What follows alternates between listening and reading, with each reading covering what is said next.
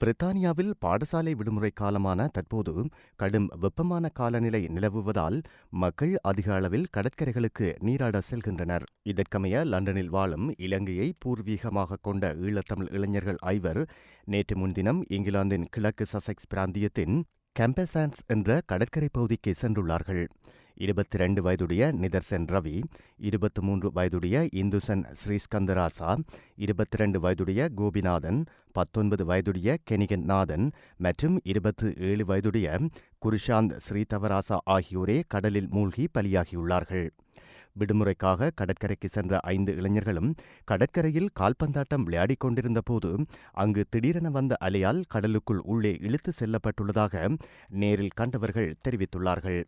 திடீரென எழுந்த அலையை எதிர்பாராத இளைஞர்கள் அதிலிருந்து மீள முடியாது சுழியில் சிக்கி உயிரிழந்திருக்கலாம் என கரையோர பாதுகாப்பு அதிகாரிகள் தெரிவித்துள்ளார்கள்.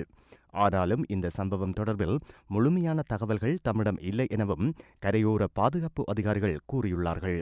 குறித்த பகுதியில் ஏற்கனவே ஏற்பட்டிருந்த கடும் காற்று காரணமாக கரையில் மண் திட்டுக்கள் ஏற்படுத்தப்பட்டிருந்ததாகவும் திடீரென வந்த பேர் அலையினால் குறித்த மணல் திட்டுகளுக்கு இடையிலேயே இளைஞர்கள் ஐவரும் சிக்கியிருக்கலாம் என்றும் அறிவிக்கப்படுகின்றது.